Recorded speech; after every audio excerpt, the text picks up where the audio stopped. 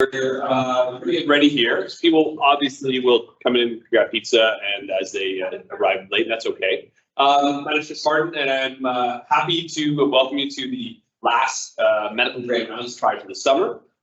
Today, we're very excited to have one of our oncologists here, medical oncologists, to talk about an exciting topic. You know, I've noticed that, obviously, we have a huge medical staff that's growing every year. We're up to over 500 physicians at the hospital. And especially in oncology, we've just been able to attract these brilliant young oncologists to come. And they're bringing this groundbreaking tech and knowledge with them, which is so exciting. And this is why it's nice to be in a regional academic center, because we get to kind of learn and develop our knowledge base as we go through. So Zach Veitch is one of our new staff medical oncologists. He's going to introduce his own bio because it's so awesome that I couldn't do it justice. And he's going to speak to us today about the rapid evolution of oncotherapeutics and biomarker testing in cancer care. Exciting stuff that is going to be incorporated in our cancer center here in the future. So everyone, let's put your hands together for Dr. Veitch.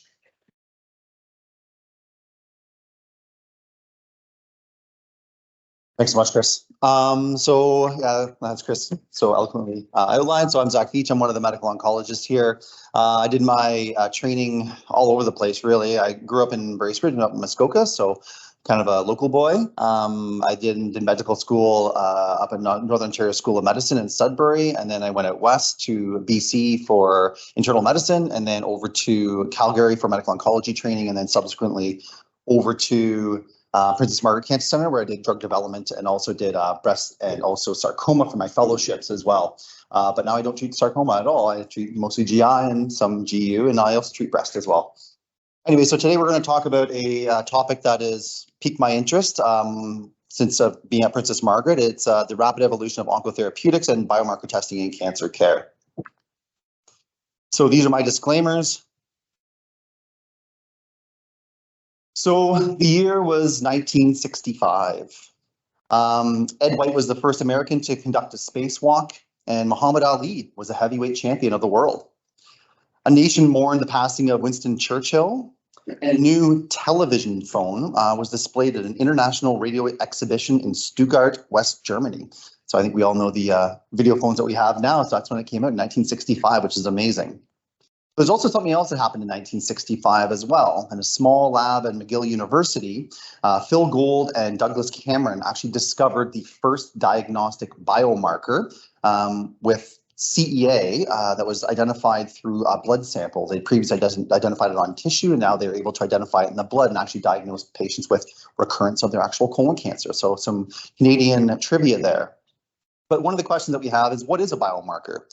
Well, a biomarker is defined as a characteristic that is objectively measured and evaluated as an indicator of a normal biologic process, a pathogenic process, or pharmacologic response to a therapeutic intervention. More specifically, there's really three types of biomarkers that we think of. There are diagnostic biomarkers, which are used to determine the presence or absence of disease and its specific subtypes. So we think of CEA, we think of PSA, AFP for our HCC patients, and now even ctDNA. There are prognostic biomarkers. So these are measured before treatment to indicate an outcome for an untreated patient or for those receiving standard treatment. So we think of HER2 as a prognostic biomarker. Patients who have HER2 positive breast cancer, if they're left untreated, they have a very poor prognosis. However, there's also something called a predictive biomarker, of which HER2 is also predictive of benefit to trastuzumab, which is a targeted antibody therapy that we'll get into in a couple minutes. So it's measured either before or over the course of treatment to identify patients most likely to benefit from a given treatment. Other ones are EGFR for a drug called osimertinib, or imatinib, which was one of the first targeted therapies. So we'll talk a little bit about biomarkers and kind of the history of them. So way back in the 1960s, BCR-ABL was discovered, which is a fusion protein that was found in CML. Then in 1965, we have the discovery of CEA and the first diagnostic biomarker. In 1978, the FDA actually approves tamoxifen for estrogen receptor positive breast cancer as the first anti-hormone drug approved. In 1987, 1988, HER2 and CD20, or the B cell receptor, were actually identified. And then almost a decade later, Herceptin, which is an antibody to target the HER2 molecule, and rituximab to target the CD20 molecule and to try to help improve outcomes for patients with DLBCL, was approved by the FDA. Then in 2003, the first small molecule was approved, which was Gleevec, and this helped to change essentially CML care overnight, and dramatically improving survival up to about 95%, which is pretty impressive. And then also in 2003, something very important happened. The Human Genome Project was actually completed. I don't think I have a pointer here, do I? Maybe not. Anyways. And then we had an explosion of biomarkers at that point in time. But one question that we all have is, why should we care about biomarkers? What do they really mean? So biomarkers help to increase cure rates and also survival. They help to do this by identifying drug targets or tumors. We increase our chances of eradicating them in the curative setting by improving overall survival, suppressing them in the metastatic setting by having the correct biomarkers known, and knowing when tumors are on the verge of progressing and changing therapies in a timely fashion in order to get patients on more efficacious therapies. There's also earlier detection of recurrence or progression as well with biomarkers. We use CEA in order to detect recurrence or progression. AFP can all rise individually as well. And now we have what's called circulating tumor DNA, where we can actually identify fragments of DNA from circulating tumor cells in the blood, and we can actually track their dynamics in patients' blood to see whether they have cleared the ctDNA and potentially cleared disease altogether, or whether there's still ctDNA present, maybe they will occur in the future. We can also avoid toxicity and also avoid drugs that may not benefit our patients as well. And also we can also improve on cost savings. By avoiding ineffective drugs or ineffective therapies, we essentially save that drug from the patient, also saving the toxicity of it as well, but using actual therapies that are probably efficacious in those patients and thereby saving them from being admitted to ICUs and having further consequences of their actual disease. So here is a figure of all the way from back in 2000, when the year Y2K, if we all remember that, all the way up to 2018. And so this is the indications of biomarker testing for clinical trials, which is quite amazing. So if we look at lung cancer on the left-hand portion of the screen, back in 2000, there essentially was no biomarkers that were needed on clinical trials, and now lung cancer is about 210 trials by 2018. You can imagine in 2023, that is even more, but this is the most recent data that we actually have. So a CAGR is a cumulative annualized growth rate, so it means that every year the testing for biomarkers for lung cancer increases by 25%, which is pretty amazing. We look at breast cancer, also had a skyrocketing, and pretty much all the biomarkers and all these different tumor types had increase in frequency as well for clinical trial eligibility. On the right-hand side, we see biomarkers that are examined in all clinical trials with the top 11 biomarkers that are featured. So mTOR has kind of fallen out of favor. We thought that everolimus may be a good drug to help target that, but it started to kind of decrease a little bit. But the estrogen receptor has definitely had a reinvigoration with further ESR1 targeted therapies. There's also CD20, we see BRAF, ALK, all these are different receptor tyrosine kinases or different proteins down the receptor tyrosine kinase pathway. We have PSA even being targeted, and PDL1, which is also called the programmed death ligand 1. So it's pretty interesting to see this massive increase. And so the personalized medicines that are actually gaining approval from the FDA have also increased from 21 up to 42% between 2014 and 2018. Pretty much you have to almost have a biomarker now in order to get a drug approved through the FDA. So here we are in 2023 now, and this is the number, well, a very select few of different biomarkers that we see, and the number of active or recruiting trials that are available pretty much anywhere in the world, but mostly in the United States or here in Canada as well. HER2, EGFR, and PDL1 are obviously the most researched and also have the highest number of clinical trial eligibility for recruitment on these. Of total, there's about 6,096 active or recruiting trials for different biomarker targets on government clinicaltrials.gov. Sorry. So I guess the one big question is, how do we get from biopsy, well, really diagnosis, all the way to getting a patient on an actual drug, right? So we have our patient visit, then we have our biopsy, and then the biopsy yields a biomarker. And then we're able to solicit the drug company or apply to a exceptional access program in order to be able to get a drug for that actual biomarker. And this makes us very, very happy when it goes like this. But oftentimes, the patient kind of maybe has a little bit of a delay getting to us, and there's a little bit of a delay getting the biopsy. Maybe the patient's too sick in order to be able to get the actual biopsy. Maybe the initial biopsy fails, we have to get a repeat biopsy. And then finally get to the biomarker stage, and the drug decision is not optimal, but we try to get there as fast as we possibly can. What we don't want is something like this, where we have a patient visit and then things kind of spiral out of control, and then we try to get the biopsy done. We finally get the biopsy, and we finally get the biomarker done, and then we finally get to a drug decision. And hopefully the patient is still alive by then, but unfortunately sometimes patients miss their therapeutic window, and we can't actually institute the therapy even if we actually have the biopsy and the biomarker by that point in time. So this is all the different steps that actual tissue takes from the biopsy when we finally get it, all the way to the analysis and spitting out the actual biomarker result that we either want or don't want. But eventually we can try to get the targeted therapy for. So we have the patient, come in with their preliminary diagnosis. Hopefully it's an early diagnosis, not very quickly by the family doc or the emerge doc, and sent our way. Then we go to our tissue, or we can sometimes get cytology, right? We can do a pleural tap or something like that in order to get some cytology from that. Or we can sometimes do now liquid biopsies as well. And this is how we acquire ctDNA, by drawing blood and looking for different molecular mutations in ctDNA, or looking for ctDNA dynamics as well. So when we get tissue, we then go to an FFPE block, and then it's sectioned by Hector over here. And the cytology, sometimes we can spin down the cells in that cytologic fluid and make a cell block, or sometimes we just put it on a slide and are able to hopefully be able to identify what type of tissue this may have come from. Liquid biopsies that go through a number of different processing steps as well, with special tubes, extract tubes. Then we have our morphologic assessment as well. So they look at the histology, try to identify our tumor type, where this may have come from, our cytology as well, and then the blood. And then we have all of our parallel diagnostics, like immunohistochemistry that's done for our HER2 staining. And then also sometimes you do FISH as well for HER2 if the IHC comes back at 2+, and other diagnostic biomarkers as well.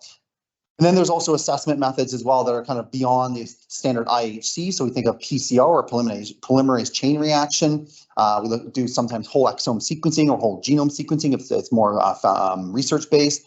There's also different companies, which we'll talk about in a second, which help to expedite kind of whole exome sequencing, or doing more panel tests to look for multiple different mutations, sometimes up to 168, sometimes up to 500 different mutations in these actual cancers, to see whether any of them may be a targetable or actionable mutation. We can also do things with RNA as well, so that can also be extracted from the tissue. We can sometimes do RT-qPCR as well, look for fusion mutations that may not be detected on a DNA scan or DNA sequencing. We can do RNA-seq as well to look for expression profiles of our tumors to see whether some genes are upregulated, so other genes are downregulated. We can also do other things called gene expression profiles. Many people may have heard of Oncotype DX, which we use in breast cancer now to kind of sort out whether a patient with ER-positive breast cancer may benefit from systemic chemotherapy, or whether we can save them the toxicities of chemotherapy and they do just fine on the actual hormones. And then there's other pieces of this in proteomics, but the probably key piece of this entire slide is looking at the key personnel. So there's many different individuals that are involved in order to get all the way from that patient visit all the way to that biomarker, including pathologists, laboratory staff, bioinformaticians, surgeons, pathologists, medical oncologists, radiation oncologists, interventional radiologists, a lot of different people, a lot of different steps. Frozen here, 1 second.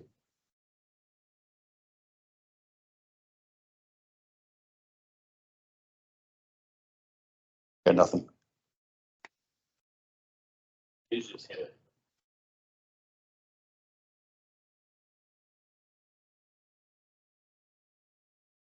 That's it? Oh God.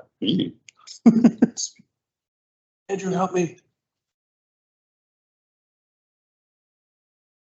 Where'd Amy go?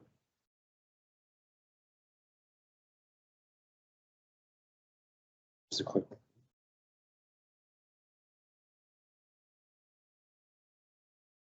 Or something. Let's use the mouse. I need a mouse. As long as you're trying to use this. Yeah, sure. Sorry about that. That's okay. There we go. That works better.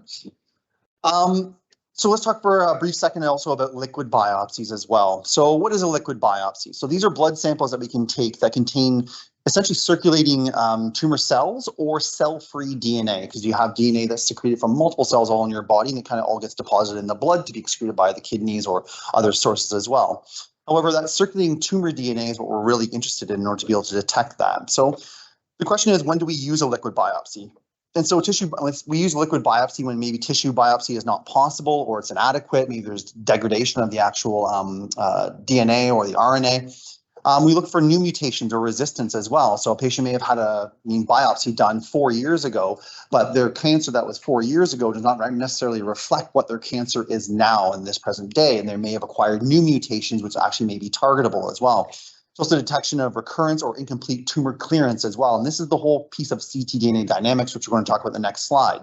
The nice thing about liquid biopsy is that it's minimally invasive. So we can just do a blood sample and we can detect the ctDNA. It may also overcome tumor heterogeneity as well. So oftentimes tumors may have different clones that are growing in different areas of the body, and we can actually do ctDNA because all that's being dumped into the system. We may be able to detect an emerging clone over a clone that may not be quite growing as fast. You can also detect newer, like I said, fusion mutations as well, where two genes may be stuck together in the RNA piece, and we may not see that in whole exome sequencing on the DNA piece.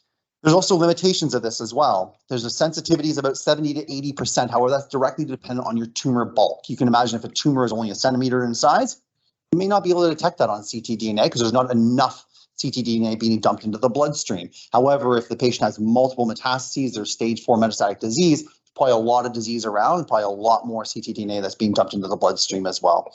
So a negative result is reassuring for lack of disease recurrence. However, this is only in some tumor types as well. So this is kind of what liquid biopsy means and when I'm talking about ctDNA dynamics as well. So we have early detection, right? So here's kind of the limit of your ctDNA detection. Here's the limit of detection by imaging, so conventional CT scans or MRIs. So oftentimes ctDNA will be detected months in advance before we'll see anything on a CT scan or an MRI. Then when we finally actually see this, we have a clinical diagnosis and maybe give some neoadjuvant chemotherapy for, let's say, a breast cancer. Then all of a sudden the ctDNA declines. Then we do our surgery, we take up the tumor bulk, and then all of a sudden it really drops off.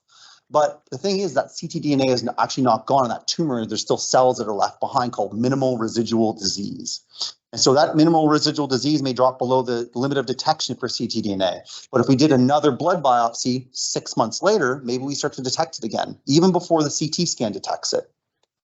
The question that a lot of people have that we're investigating right now, many researchers are, is whether we can augment that outcome or change this piece right here. Can we actually further suppress the actual cancer before it starts to show up in imaging and cause problems, or can we change the outcome and potentially cure the patient long term? Then the patient has a clinical recurrence, we see systemic chemotherapy, and we can monitor as we see these clones start to drop off, but then patients start to emerge with resistance again, and then they start to progress. So this is probably one of the most striking figures as well. So this is patients who have had surgery for stage 2 colon cancer. And for stage 2 colon cancer, we're kind of in this clinical equipoise as to whether we give chemotherapy or don't give chemotherapy. Sometimes we give pill chemotherapy if we see that there's these clinically high-risk features like high grade or the patient came in with obstruction or those types of things. However, we don't have a really good tool for sorting out who would benefit from chemotherapy and who wouldn't benefit from chemotherapy. So this is all patients with stage 2 colon cancer, and we looked at their ctDNA in the study. So this is percentage free from recurrence. So right at baseline, 100% of patients don't have any recurrence. Then they start testing ctDNA at different time points. So this is done at 6 months. And all of a sudden you see the patients with postoperative ctDNA positivity, they all of a sudden start having recurrence, and pretty dramatically. When you look at patients who have ctDNA that are negative and we cannot detect the ctDNA, they do much better than everybody else. So all of a sudden you see a striking divergence of the two curves, and the hazard ratio, the chance for having a recurrent event for a ctDNA positive patient is about 18-fold higher than for a ctDNA negative patient, which is pretty amazing. It's actually even better than CEA is, detects it much, much sooner as well. So now industry has kind of come into this space as well. There are multiple different companies who all are able to either detect ctDNA or to do tumor mutational burden testing, to do whole exome sequencing as well, look for actionable mutations in our cancer patients as well. Biomarkers are really big business is what it's come down to. Foundation Medicine is probably one of the most known ones, but there's also competitors like Tempus. Natera is mostly in the ctDNA space. Exact Sciences helps with our Oncotype DX, which is already funded by Ontario as well.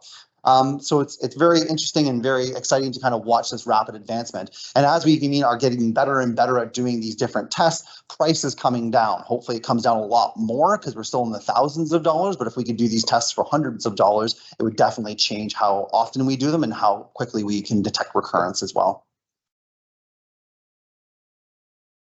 Has to work here now. So with biomarkers comes what's kind of the buzzword that we hear about. It's precision oncology. And this is where the field is headed. There's no ifs, ands, or buts about it. Effectively, we're trying to eliminate chemotherapy from many of the regimens that we use. We use chemotherapy and it still works very, very well, but the toxicity is the big piece, right? And we're trying to reduce toxicities for our patients in order to be able to keep them on potentially efficacious therapies for many years longer, whereas chemotherapy you have to stop after a few months. So this was our original understanding of what cancer, different mechanisms actually drove cancer to grow and divide and go other places in the body. So we knew that cancer could evade apoptosis. We knew that cancer could have insensitivity to anti-growth signals.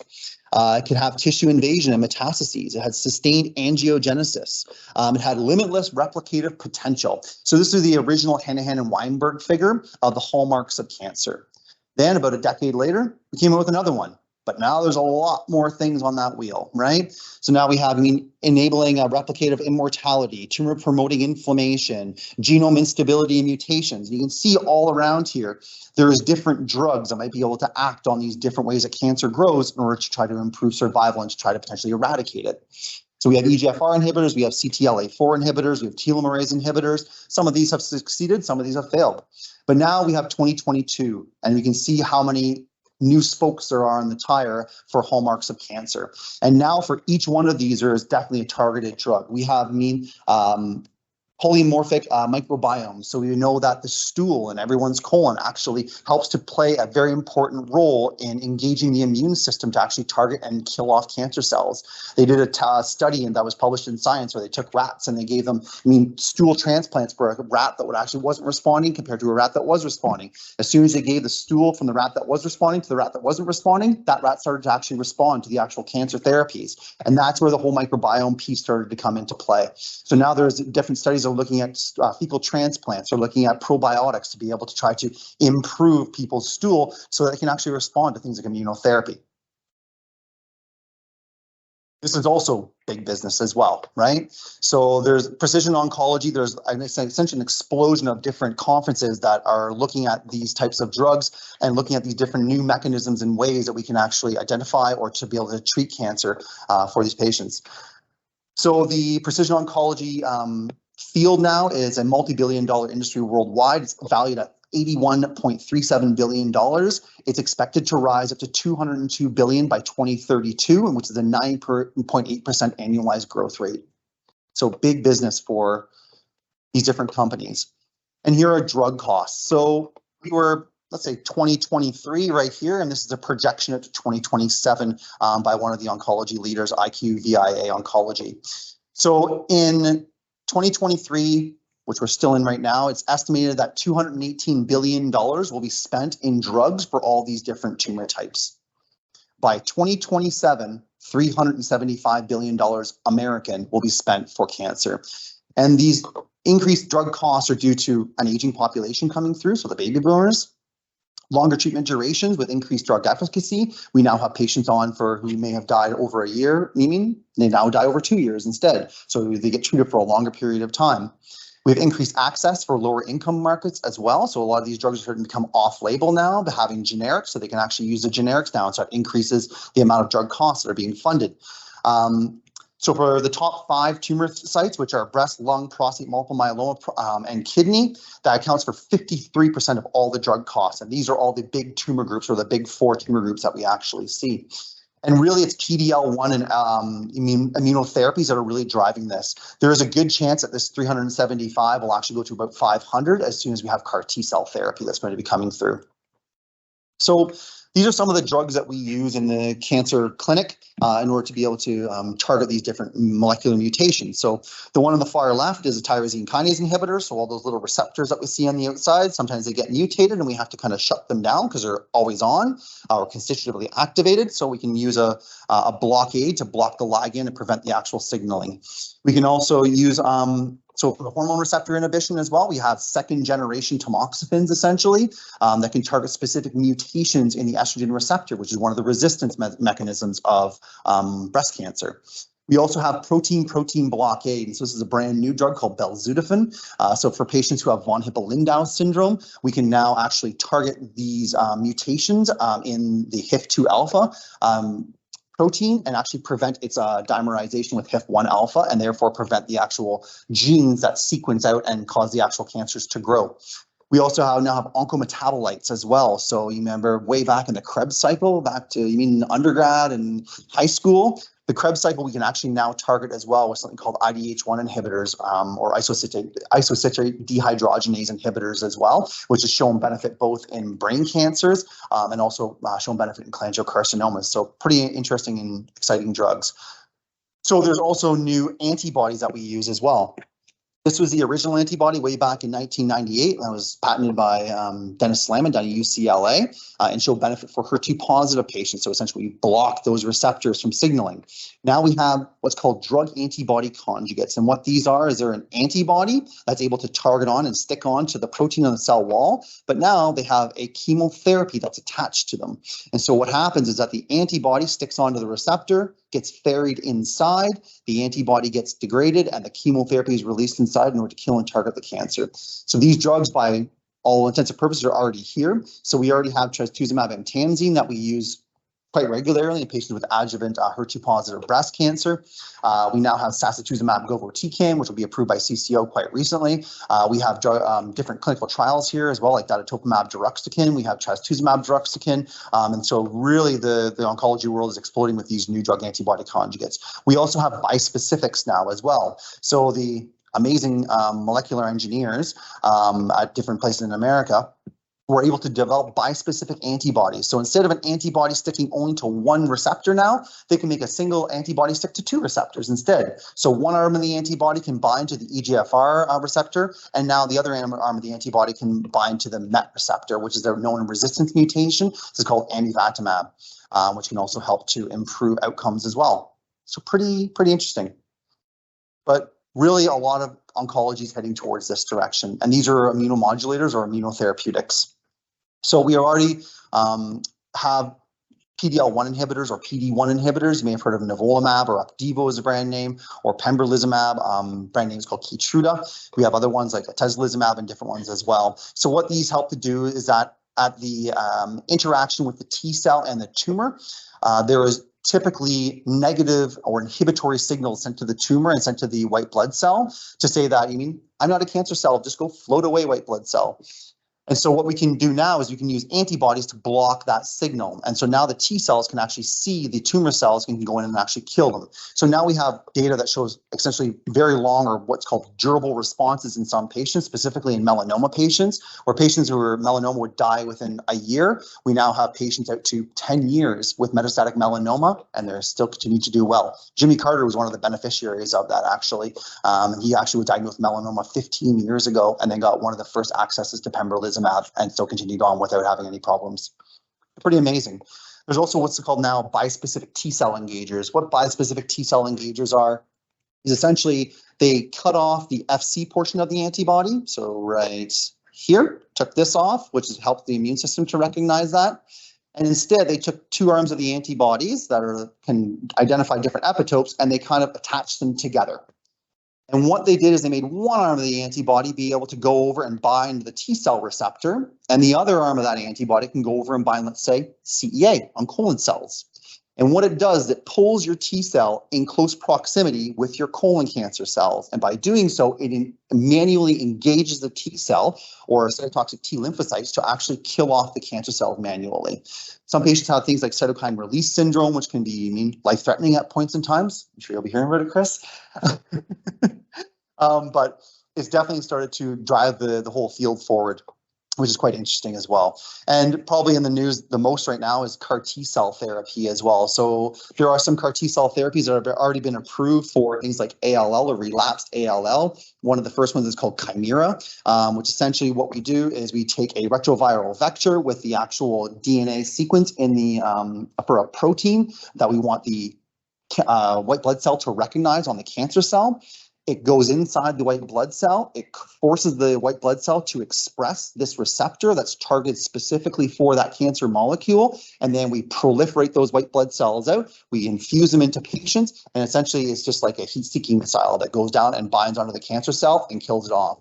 The interesting thing is that these are actually very durable responses if you get a response as well. And oftentimes patients are cured. There's now publications in New England Journal of Medicine of patients with pancreatic cancer who have been cured, of which is a disease that kills people within 9 to 12 months. So it's pretty exciting stuff. But we've had a lot of this mean kind of one key or one drug to open one room or to kill off one tumor type, right? And that's been the kind of general dogmas that we use. I mean, one chemotherapy for one tumor type or maybe a couple tumor types, but we can't really apply it to all tumors because they're all kind of a little bit different, right? So a single drug to target a single tumor type. But now we have one key that can sometimes open many, many different rooms, or what's called tumor agnostic indications for drugs. So this is a new paradigm that we're starting to go through.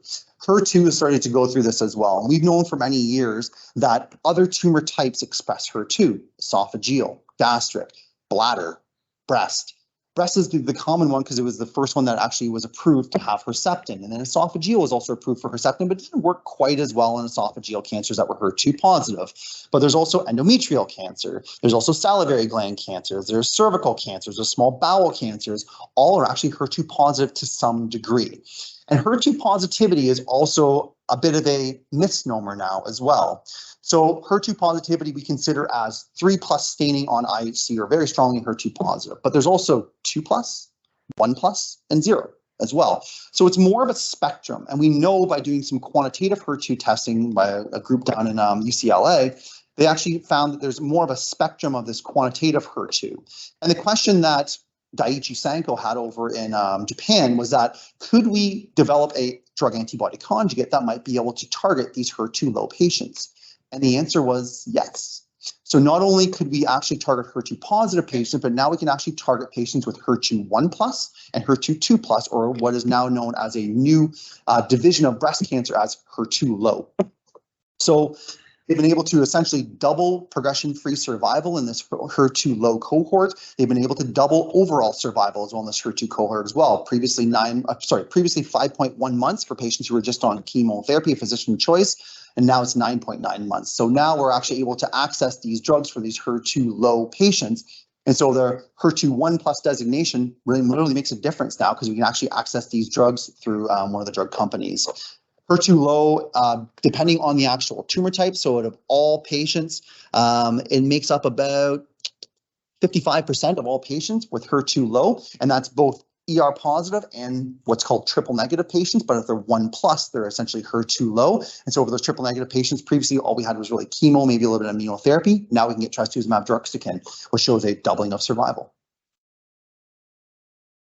So now they're trying trastuzumab deruxtecan, the second generation drug antibody conjugate in multiple tumor types. They tried it in non-small cell lung cancer. Non-small cell lung cancer, they had a 55% overall response rate, which is pretty amazing given that over half of patients are actually responding to this drug and actually having shrinkage of their tumor, right? And really, it's even more than that. So this is what's called a waterfall plot. And in a waterfall plot, this is 0 right here. It's very, very small up there. You see my pointer here? You can't see my pointer. I'm going to try to bring this over. Oh, there we are. So it's 0 right there.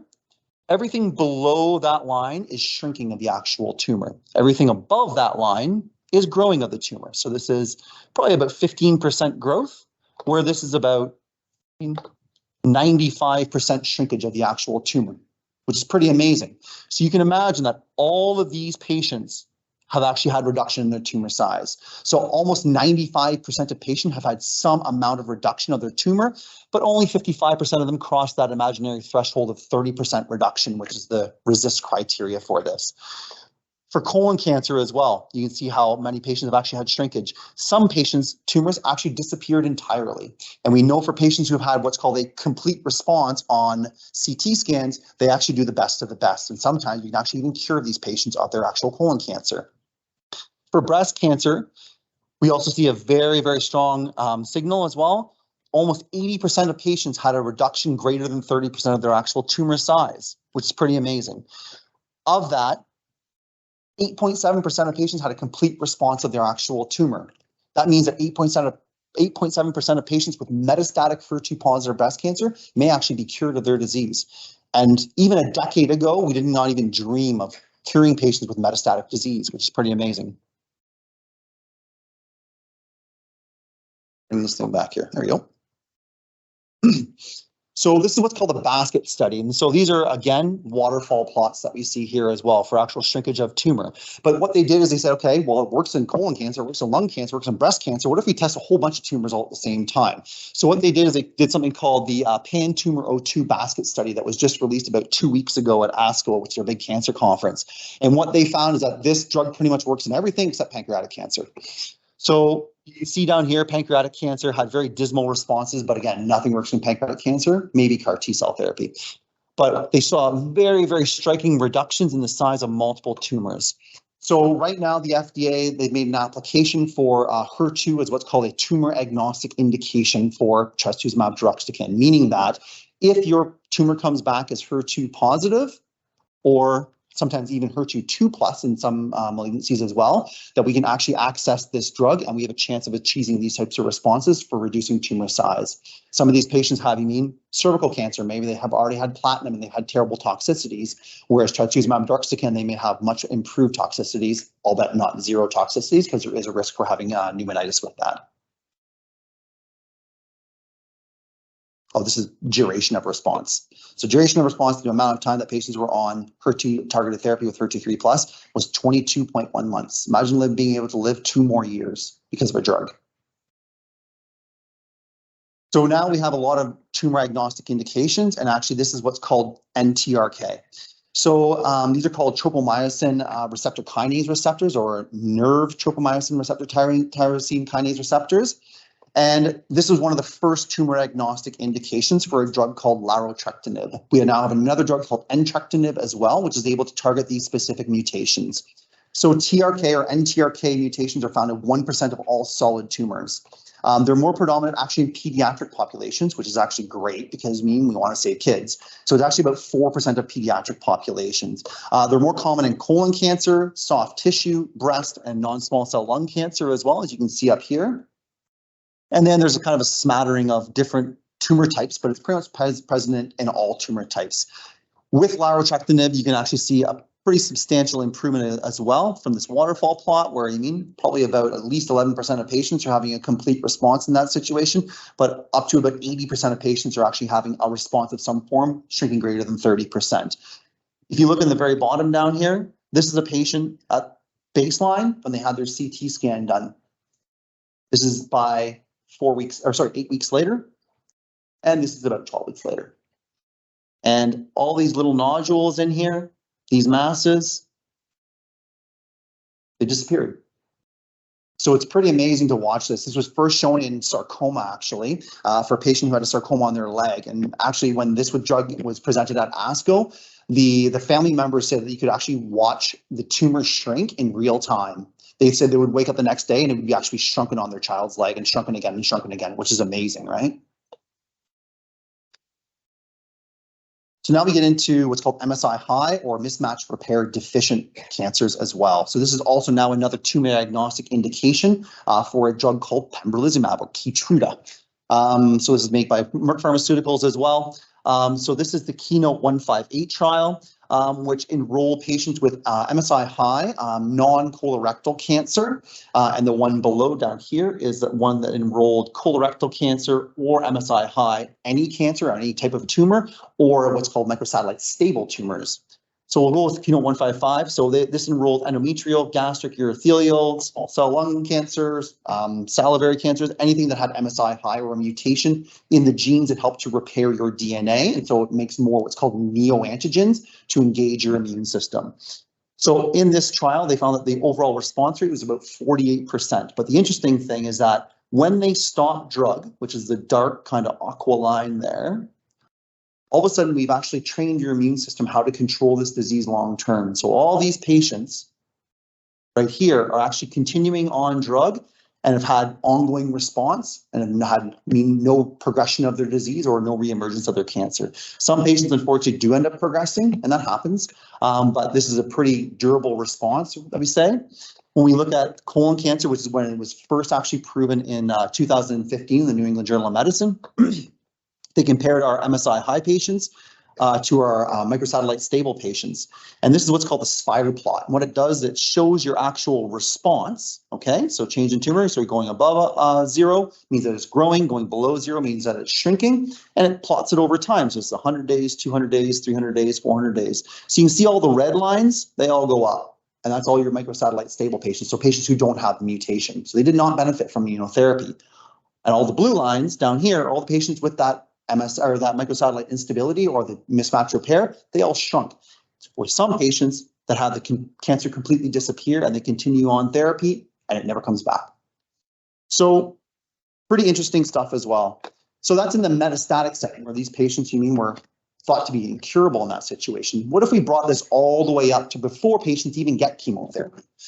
Potentially try to cure patients, maybe even give it in the neoadjuvant setting before they even get surgery done. So there's been 2 studies that have looked at this specifically. So these are patients with MSI high colon cancers, okay? And this is called the NICHE-2 study that was presented about a year ago now.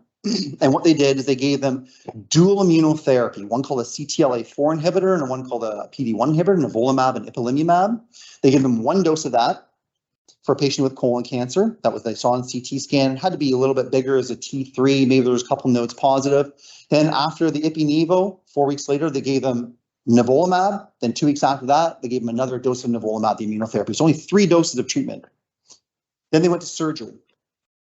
On surgery, they found that 95% of patients had a major pathologic response. 67% of patients had no evidence of disease. It disappeared entirely on their colon cancer. And now they looked at these patients 13 months post. I'm sure there's more updates now as well. Nobody's recurred. So it's never come back. Pretty amazing. So now we might even be able to treat colon cancers with immunotherapy and maybe not even do surgery at all. Now we also have a phase 2 study as well, which is kind of the bell of the ball back at, in September at ESMO. And this was published in the New England Journal of Medicine most recently as well. And what they did is that for rectal cancers, kind of further down the colon, patients with mismatch repair deficient, MSI high rectal cancers, they gave them what's called a drug called dostarlimab, so another PD-1 inhibitor. And they gave that every 3 weeks for 6 months.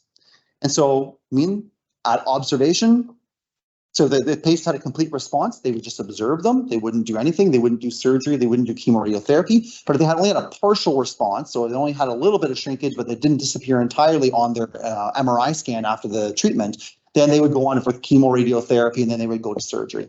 But nobody did that because 100% of the tumors shrunk and weren't even visible. They disappeared entirely. So now there is now a phase 3 trial, both for dual immunotherapy and also for dostarlimab in patients with advanced colon cancer. That's going to open up in about a month here down at Princess Margaret. And there's also one for dostarlimab and rectal cancer that's already actually open as well for patients with MSI high colon cancers. So pretty striking results. So this was actually a very timely article that just came out in the New York Times. And it says, is a revolution in cancer treatment within reach? And the answer is yes, but a better question is, are we ready, right? So with patients living longer, with us having patients on therapies for longer, potentially even curing patients, are we ready to kind of go on with this and be able to kind of build our oncology program to be able to treat these patients adequately? That's it, that's all I got.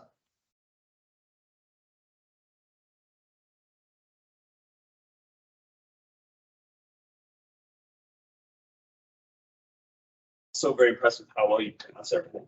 That big 4 tries. So, and the Krebs cycle, thanks. Now I have PTSD again. So, any questions for Zach? So interested. I have a couple, but who is the question for Zach in the audience? At the back. Sorry if I missed it because I was late and I got a million phone calls. Going back to the biomarkers, is there anything for screening at this point for, other than what we already do, just for breast, colon, cervical, like, are any of those biomarkers potentially in the future going to be there for screening? The short answer, yes. Do we have funding for this yet? No. So it's a bit of Cancer Care Ontario kind of coming to the plate to be able to use ctDNA to look for in surveillance, essentially for colon cancer. But that's going to require a revision of the guidelines to say how often are we going to do ctDNA testing? Are we going to do it once 6 months after colon cancer and then never again? Or are we going to do it once every 6 months, right? Because these tests obviously cost money, right? It's about $2,000 to do a ctDNA analysis and look at the actual tumor dynamics as well. So there is a program through Life Labs that you can actually, they have partnered with Signatera, which is one of the big pharma companies, or biomarker companies, I should say, that you can actually get this done, but again, it's about $2,000 a pop. They need initial tissue as well in order to be able to sequence that tissue to look for the mutations that they're going to detect on the actual ctDNA as well. So it's not here yet, but it's going to be here very soon. Octane with Phil Bedard down at Princess Margaret as well. They have Octane 2.0 that's out. They are already started to do ctDNA testing as well for those patients. So I imagine it's going to be a rollout. Hector may know even better than me, through potentially OICR as a collaborator within Ontario to try to reduce cost, and then with CCO partnership to be able to fund everything. But it's going to come faster than what we think. It's already ready to go and available in the States. So. The question with the mics people online can hear. I'm sort of like over it.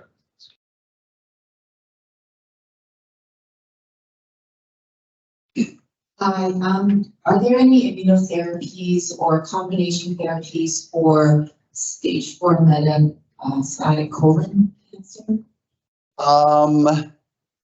No combination therapies. There is, based on the Keynote 177 data, pembrolizumab that's available for MSI high colon cancers, but nothing for MSI stable colon cancers or microsatellite stable. They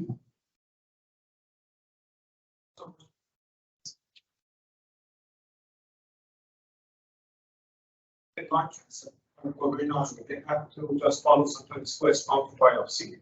And we have to wait months and months to grow. Sometimes we have a lesion grow class without any solid component, and the results in just one biopsy, they are 2-3 centimeters and they are adenocarcinoma. Is there any liquid biopsy for this type of patient? Yes, there absolutely is. So ctDNA can definitely be employed. There's lots of data out there to look at ctDNA and looking at whether their dynamics are elevated or whether there's presence or absence of the ctDNA to kind of help further inform that. There is also, when I was at St. Mike's and doing lung cancer a lot more, I'm not sure if it's available now, they had a ctDNA program as well through Connexia Genetics, where they would look for emergence of things like T790M mutations for EGFR receptors as well. And you could actually access osimertinib based on the ctDNA result. I think that program's still up and running, but I have to figure that out though. But yeah, so you could do that. There's also circulating tumor cells. Circulating tumor cells can actually be accessed through London Health Sciences. They are not quite as sensitive as what ctDNA is. They're better than, a lot of the other biomarkers that we have, not specifically for lung cancer, but CEA, they're definitely better. But that would be an option to look at CTCs through London Health Sciences, which is essentially about $600. So much cheaper than the ctDNA as well, which is about $2,000 a pop.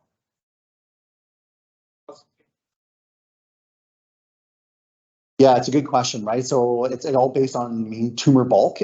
So if you have big lung lesions that you're trying to get the sensitivity for, it's very, very high. It's probably over 90%. But as you kind of go down smaller, tiny lung lesions, like under a centimeter, probably the sensitivity drops off to like 60 or 70%. It's hard to say for sure, but it's been dependent on tumor bulk. We have a question online from Mark Reichenberg. Currently, HER2 1+ reported as quote, negative for overexpression, end quote. Is that likely to become low positive? Yes. Yeah, 1+ is low positive now, or the HER2 low category, or HER2 2+ FISH negative. And so we can access trastuzumab deruxtecan for both of those indications. Okay. I got a question. So you mentioned some of the one big CCO fund. how far behind are we in terms of compared to like US or like, if you, I tell you, they open like tomorrow, in centers. How far are we behind what we should be measuring and we should be able to offer? ctDNA testing, we're probably 5 to 7 years behind, probably at least 5. For drug access, that's a whole other ballgame, right? Because you have to go through Health Canada for drug approval as well. I mean, they have access to a lot more therapies than what we do. Whether that's good or bad is definitely an argument, right? Giving access to a drug that may give a 2-month survival benefit or 2-week survival benefit, not sure if that's in anybody's interest, to be perfectly honest, especially if it adds toxicity, but definitely they can access drugs a lot sooner than we can. Like Trodelvy was one that they had way, like years before we did, right? Based on the ASCENT trial. And one other question, what about offering full genome testing for everyone? UK did it. So if you're in England, you can get a whole genome testing for pretty much everybody. So they put in the money, they did the research, and were able to kind of localize it centrally within the actual country. So everyone in the UK gets a whole genome, or not whole genome, but whole exome sequencing to look for active mutations. Probably panel testing, I would imagine. I don't know the specifics of it. Hector may know, but I think we're probably going to go there, that anybody who walks through the cancer center doors is pretty much going to get whole exome sequencing, at least with a panel, to look for any active or mutations that they can find. And then probably ctDNA testing. I mean, if they've been on treatment for, let's say, 2 years, and we think that they're starting to have resistance, and trying to find a clone for resistance treatment. Perfect. Awesome. Any other questions for Zach? All right, I'd like to thank you for an awesome talk and a great interaction at the end. And let's give that one more round of applause.